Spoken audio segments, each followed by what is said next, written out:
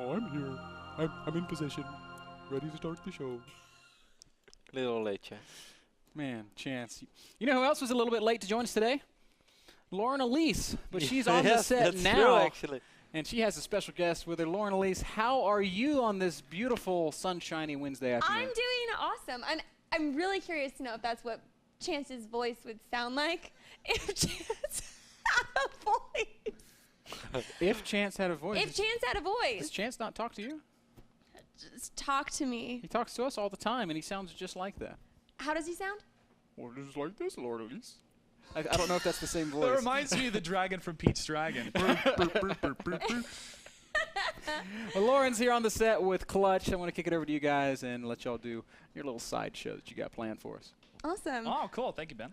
Okay, guys. Well, if you don't know who this is Clutch, and he has joined the NASL team.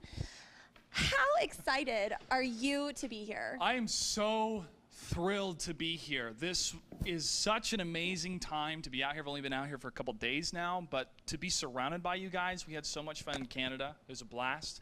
And now we get to continue the fun and also help grow esports. I mean, to see how far it's come in the last 2 years, to be at this level of production that CBS is saying this is an excellent production and they want to be, partners and a part of it, and to see a lot of people tune in every week to see these broadcasts, it's fantastic. And now that I get to be a part of it, I'm so excited. We are certainly excited to have you. Thank you so much for coming. I know you came from quite a distance. Where did you come from? I did. I lived in Virginia, the east side of Virginia. So I was in Norfolk. I graduated Old Dominion University. From where? Norfolk? One more time. Norfolk, that's how they call it in the South, guys. It's spelled Norfolk. So when I first got there, it was Amazing. Norfolk. They're like, no, it's pronounced Norfolk. And I was like, okay, that's Is how that they say like it. Meet the Fockers sometimes? Sort of, yeah. Okay. But I graduated school out there. My parents lived in Virginia Beach. And when I got the call, I said, I'm out, let's do it. And I drove across the entire continent in about 4 days. 4 days. I did. I Of a also got drive. it was quite a drive, but I got to stop in Oklahoma because I'm actually Native American. Got to stop by the tribe there, the Chickasaw tribe. They had a lot of really cool things to check out. They had a beautiful cultural center. They own a lot of land in Oklahoma, and it was great to see the history of my people, if you will, on my That father's is so side. cool. Yeah. I got to do a snake dance with them and stuff, so Wow. it was fantastic. It was my fertility rating's like over 9,000 now, so it's great. It's great. Phenomenal. So here, whenever you're going to be working, you're going to be multitasking hardcore. What are some of the things, other than hosting and being an awesome caster, are you going to be doing? Well, we got some ideas segment-wise, so I'll try to help produce that. Be backstage to make sure the NASL sound guy doesn't exist anymore. So if there are some issues, guys, we of course apologize. But being a live production, some hiccups do occur because, in the words of White Raw, we are human. We're not machine. We make mistakes.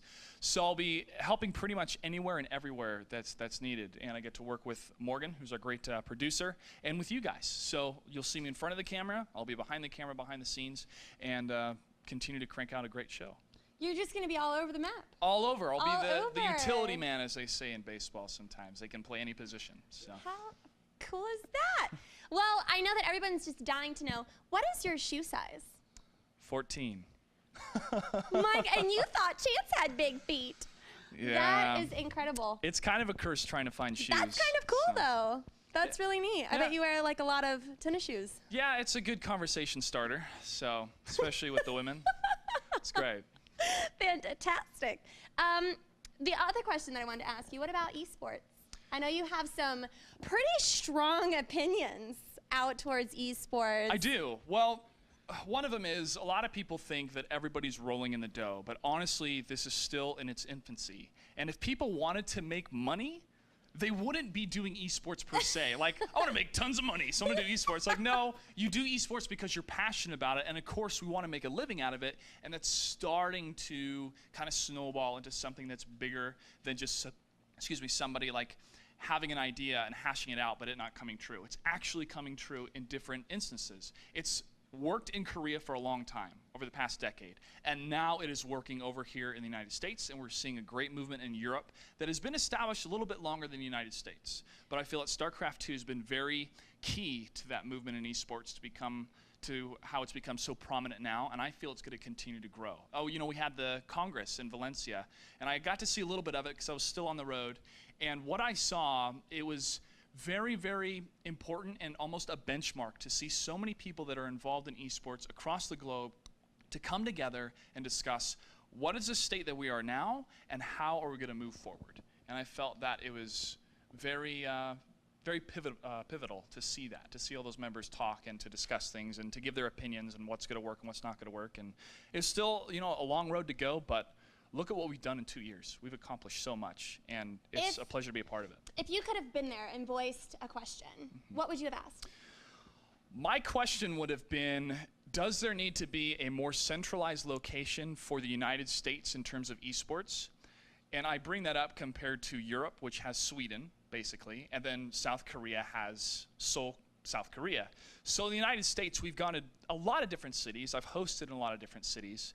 But to me, is it easier to have a more centralized location for the players, for the staff, for the casters, instead of having to travel so much? And the answer to that, I'm not exactly sure, but I'm in California, and Southern California is a great place to be, so why not Southern California? Fantastic. Thank you so much. This is Clutch. You can follow him on Twitter at Clutch08. Rotterdam, we're brothers, buddy. That's 08, man. We're gonna have a battle about this, man. This whole 08 trademark thing is not working. Maybe we could battle it out in StarCraft 2. Dance battle. Or Let's well, see the snake dance. Maybe we can do like one dance battle, one StarCraft 2 battle, and then we have like the ultimate 08 decider. Determining factor. Yeah. Okay, I'm down. Challenge so accepted. competitive. You guys are so competitive against each other, especially Roddy. I think we should do a segment where I teach the esports world how to dance, because I think they need some help. I think I need some help Me too. too. So Well, I think we should do that. I'll teach you how to do some fierce fitness. If you can teach me how to do some kick-ass dance moves. All right, sign the contract. I'm in. Let's do it. Woo! Thank you, Lauren, and thank you, Clutch. Kevin, I got to say, I feel a little bit, Clutch is so damn articulate on the mic. I'm like, wow, this guy's good. Very well Gonna spoken. have to step up my game. He's gonna be kicking me off the desk here. I don't know. I'm irreplaceable, so I'm not worried.